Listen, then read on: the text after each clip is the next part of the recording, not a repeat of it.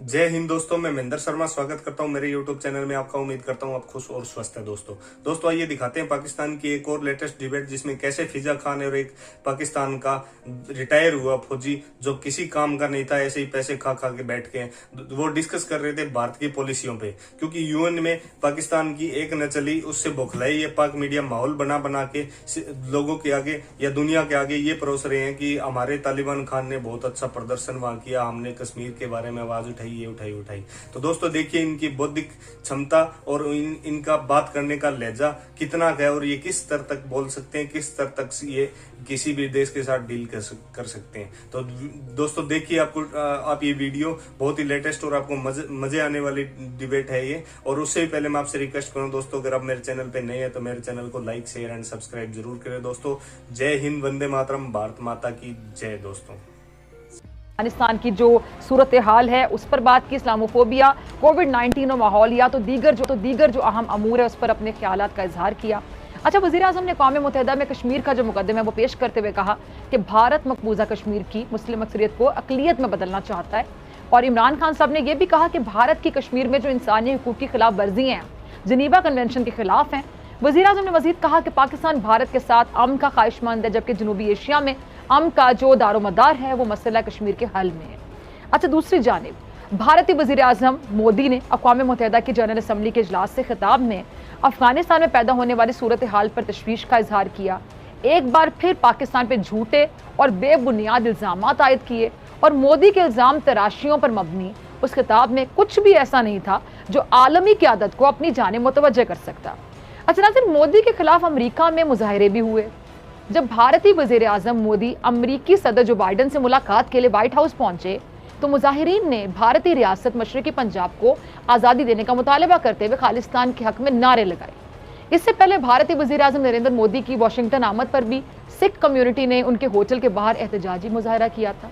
और इसके अलावा मोदी के खिलाफ भारत में भी आपको पता है कि एहतजाज हो रहा है, जहाँ पर किसानों के जो एहतजाज है उसके लिए 300 दिन मुकम्मल होने पर आज किसानों की जानिब से पूरे भारत में मुकम्मल हड़ताल भी जारी है। और कांग्रेस समेत मुतादिद सियासी जमातों और ताजरों ने हड़ताल की हिमायत का ऐलान भी किया है। अच्छा, दूसरी जानिब इंतहा पसंद दौर में भारत में मुसलमानों पर ये जो जारी जुल्म और बर्बरियत है उसका एक और सबूत सामने आया है, जिस पे प्रोग्राम के दौरान बात करूंगी आगे जाके। और मेरे साथ मौजूद मेहमान मौजूद हैं, किसी तारुफ के मोहताज नहीं, सीनियर तजियाकार analyst lieutenant general retired Amjad Shoaib साहब। जनरल साहब बहुत शुक्रिया वक्त देने के लिए। जनरल साहब, हमारे प्राइम मिनिस्टर इमरान खान साहब ने बहुत अच्छे अंदाज से जो कश्मीर का मसला है वो दुनिया के सामने उठाया, और पाकिस्तान इससे पहले भी भारत के खिलाफ सबूत और जो डोजियर है वो भी जमा करवा चुके हैं। अब दूसरी तरफ मोदी की तकरीर का जो मकसद है वो अफगानिस्तान के मामले पर पाकिस्तान पर सिर्फ इल्ज़ाम लगाना लग रहा था। आप दोनों वज़ीर-ए-आज़म के खिताब को कैसे देखते हैं? बिस्मिल्लाहिर्रहमानिर्रहीम। देखिए, प्राइम मिनिस्टर इमरान खान का जो खिताब है वो अगर उसको हम आलमी सतह पे अगर देखें, वो बड़ा एक जामे खिताब था जो कि पूरी दुनिया के मफादात, ख़ास तौर पे तमाम मुस्लिम ममालिक के जो मफादात हैं उनको कवर कर रहा था। और ख़ास तौर पे पाकिस्तान और हिंदुस्तान के मामले में अगर देखें तो मुसलमान और फिर कश्मीर के ऊपर उनका फोकस रहा। जो बातचीत उन्होंने की वो हक़ाइक़ पे मबनी थी, इस पूरी दुनिया ने सराही।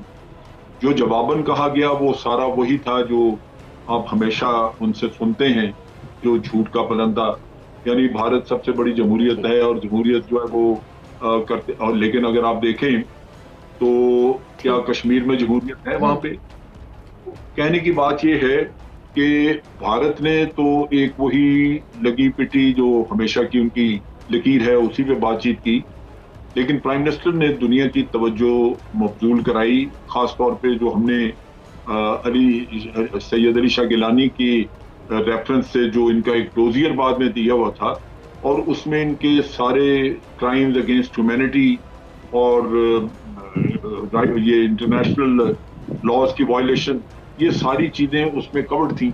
और प्राइम मिनिस्टर की तकरीर को उससे तकवीत मिल रही थी, वो चीज सामने पब्लिक दुनिया के सामने पहले ला चुके हुए थे। उस लिहाज से मैं समझता हूँ कि बड़ी अच्छी तरह केस पाकिस्तान का पेश किया गया और एक मौसर तरीके से, और तवक्को है कि इसको गवर्नमेंट फॉलो करेगी और चलता रहेगा। ये भारत के मामले में उसको बेनकाब करने का जो प्रोसेस है वो चलता रहेगा। ठीक है। अच्छा जनरल साहब, भारत से कोई तनकीद करे, चले जी बनता है कि जी भारतीय जो है वो तो तनकीद करेंगे, क्योंकि जाहिर बात है ना पाकिस्तान की कामयाबियां भारत को पसंद आती हैं। पाकिस्तान की जानिब से अगर मसला कश्मीर पे बात की जाएगी, भारत को कभी भी वो बात पसंद नहीं आएगी। अफगानिस्तान के बारे में खुल के बात की जाए, मौक़िफ़ दिया जाए, वो भी भारत को हजम नहीं होगा। लेकिन प्राइम मिनिस्टर की तकरीर पर पाकिस्तान के अंदर से कुछ लोग थे, मेरे ख्याल से मुझे नाम लेने की जरूरत नहीं है, जो तनकीद कर रहे थे, सोशल मीडिया पर पता नहीं क्या क्या बातें कर रहे थे। उनके हवाले से मैं चाहूंगी कि आप अपने ख्यालात का इजहार करें कि आखिर ऐसा क्या लगा आपको तकरीर में जिस पर पाकिस्तान के अंदर से कोई अगर उनके खिलाफ बात करे। देखिए, उसमें कोई ऐसा रियलिज्म नहीं था।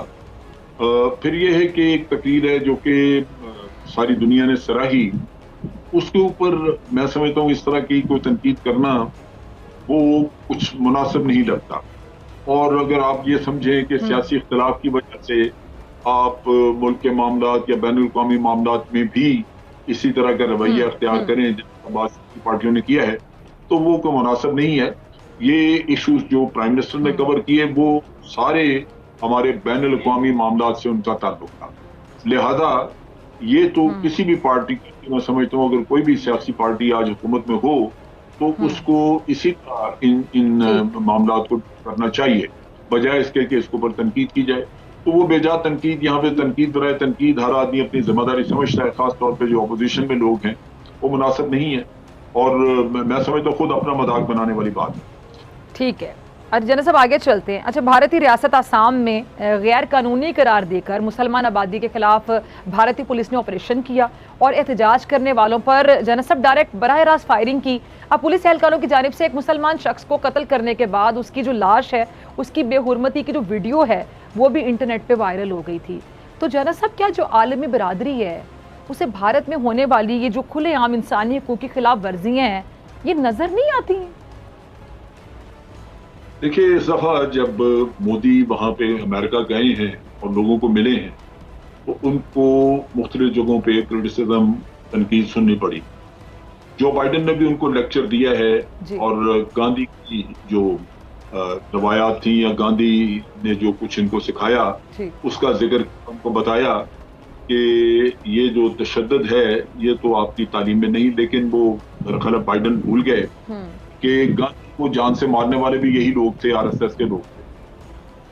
तो बड़ी एक किस्मती है कि जो आसाम में चीज नजर आई, आप उसको जो उसकी लाश के ऊपर जाके कूदा एक जर्नलिस्ट, उसको लाश की बेहुरमती नहीं कहेंगे, बल्कि मैं समझता हूं कि जो हिंदू पॉपुलेशन के ज़हन में मोदी ने मुसलमानों के खिलाफ नफरत पैदा कर दी, वो नफरत का एक इज़हार था। वो लगता था कि नफरत कूट कूट के अंदर भरी है जो बाहर आ रही, और अगर ये नफरत का हाल है और इस तरह का माहौल है भारत में तो मुसलमान तो वहां जिंदा रहना मुश्किल हो गया। और फिर जो आसाम में इन्होंने जुल्म किया है, ये जो इन्होंने सिटीजनशिप का जो अमेंडमेंट एक्ट लेके आए हैं, ये वो उसकी वजह से ये सैकड़ों फैमिलीज को वहां पे बेदखल कर रहे हैं, निकाल रहे हैं उनको। जो लोग आज उनके पास सिटीजनशिप कागजात मौजूद हैं, आप उनको निकाल के कहाँ भेजेंगे? वो किधर जाएंगे बेचारे? तो मुल्क यही था, लेकिन सिर्फ इसलिए कि वो मुसलमान है, बंगाली हैं, उनको उठा के तो इस तरह ये कर रहे हैं। मेरा ख्याल है कि हमारा सारा कसूर ये है, एक वक्त में मुसलमान थोड़े इकट्ठे थे, ओआईसी वगैरह कुछ फंक्शनल नजर आती थी, अब उनकी आवाज उठाने वाला कोई नहीं रहा, जिसकी वजह से भारत में दलेरी है और दबा के मुसलमानों को वो जलील ख्वार कर रहे हैं। ये तो मिनिस्टर की मैं समझता हूँ एक जुर्रतमंदाना तकरीर थी, उन्होंने इस किस्से को उठाया और अक़वाम आलम के सामने पेश किया कि आसाम में जो जुल्म हो रहा है मुसलमानों पे, और फिर हमारे फॉरेन ऑफिस ने इस पे एहतजाज भी किया है। ये ऐसे नहीं है, फॉरेन ऑफिस ने एहतजाज भी किया है जी। तो भारत हकीकतन तो इसका कोई जवाब नहीं है जो वो कोई अपना सफाई पेश करे, लेकिन जुल्म है। अच्छा ठीक है जनरल साहब, एक और अहम पॉइंट के एक अमरीकी अखबार के मुताबिक चीन का मुकाबला करने के लिए जो अमेरिका है वो भारत का साथ चाहता है, तो हम ये कह सकते हैं कि जो बाइडेन है किसी रोक टोक के बगैर मोदी से जो कुर्बत बढ़ाकर ट्रंप और ओबामा वाली गलती दोहरा रहे हैं। देखिए, मेरा ख्याल है कि अमेरिका इस मामले में समझ गया है कि भारत उनको इस्तेमाल कर रहा है। उन्होंने देखा है कि जो इनका चाइना के साथ कन्फ्रंटेशन हुई लद्दाख में, उसमें भारत का बड़ा ही पैसिव रोल रहा है और जी। भारत कोशिश कर रहा है कि चाइना से जान छुड़ाए। तो अमेरिका को नजर आ रहा है, चुनाचे अमेरिका ने जी। एक इत्तेहाद और बनाया है जिसमें कि बरतानिया, ऑस्ट्रेलिया और जी। अमेरिका शामिल हैं।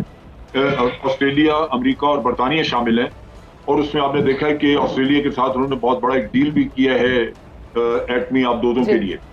तो इन हालात में लगता यह है कि वो भारत के ऊपर तकिया नहीं कर रहे, भारत को उन्होंने एंगेज किए रखा है, लेकिन सारा तजर्बा जो उन्होंने इसमें हासिल किया वो ये है कि भारत के तिलों में तेल नहीं। और इसके साथ साथ आपने ये भी देखा कि भारत ने दोनों तरफ पांव रखा है। एससीओ चाइना के साथ भी ताल्लुकात वो अपने बनाने की कोशिश कर रहा है, रशिया के साथ, ठीक। रशिया से S-100 उन्होंने मिसाइल खरीदे हैं। तो दोनों तरफ पांव रखा हुआ है, अमेरिका के साथ भी और रशिया के साथ भी। नतीजा ये है कि ये एक रिलायबल पार्टनर के तौर पे नहीं देखा जा रहा और मेरा अपना ख्याल है कि अमेरिका आने वाले दिनों में भारत पे इन्हिसार अपना कम कर देगा और जो उसका नया इत्तेहाद आ रहा है वो प्राइमरीली वो